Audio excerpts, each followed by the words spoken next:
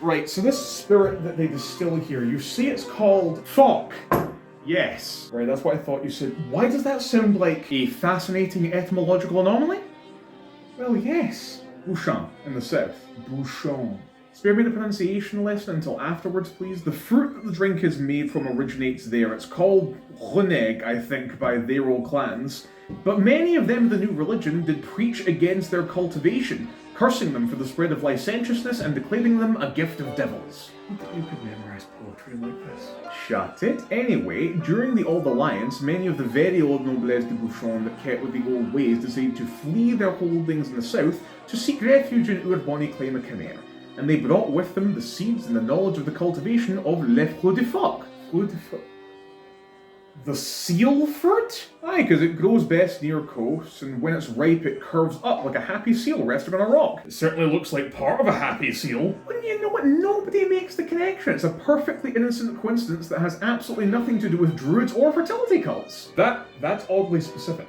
That's what the people said when the temples came to burn out the Falcon Fields in Bouchon. And even while the most modern of Khmeri lairds respected those that kenned the wisdom of the seeds, they equally did not want to risk the ire of them with questions. Sensible. And the fact that these new lands were disparate, insular holdings built primarily for subsistence agriculture meant that the new Bouchonnais could not grow the plant in the quantities required for the traditional crème de foc.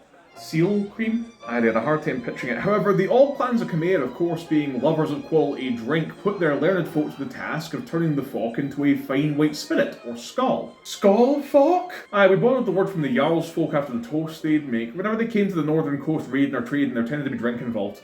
Good gods. Small batch stills tended to by wise folk that definitely weren't druids.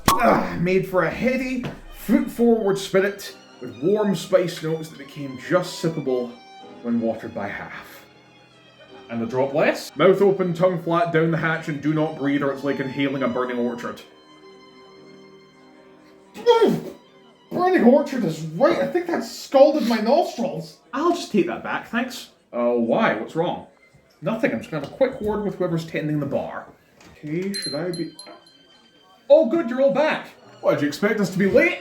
While a bard is always expected to be fashionably late, babies, I don't think anything could have delayed me in my quest to find a tavern today. Oh, you've changed your tune. What makes this preferable to the unspoiled vistas you were literally just singing the praises of, Tade be alluring? At the moment, my druidic colleague, that would be a greater proximity to wine, stew, and a fireplace. Hear, hear!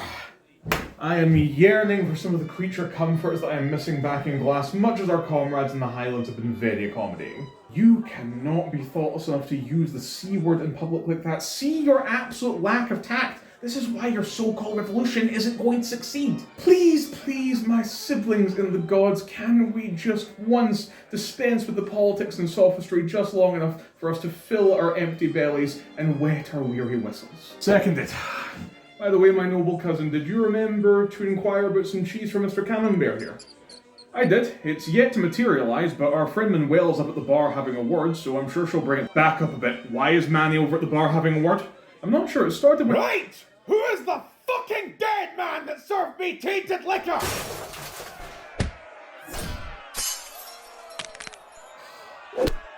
We'll start looking for a camping spot.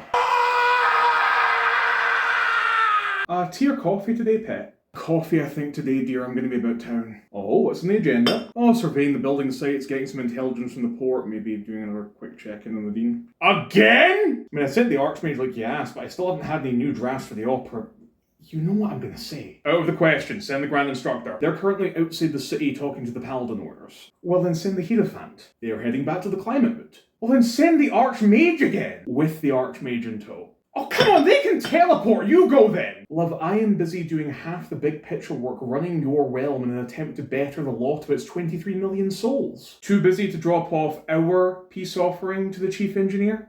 Terribly, out of the question. I'm afraid I'm going to have to wait. I'll send the agent round after I'm done about town today. Don't make that face, it's different. I don't like them because they didn't like me first. If you go and bury the ratchet with the chief, I will speak with the dean. Well, then you best hope the dean is nearby because there's no way I'm going within 50 feet of that sad old revolutionary without some kind of buffer. What the hell was that? I'm actually not sure. The music is back! What the? Look, if you Sire Dean, would you be kind enough to escort my Padawan across the city to the workshop district? Oh, of course, baby.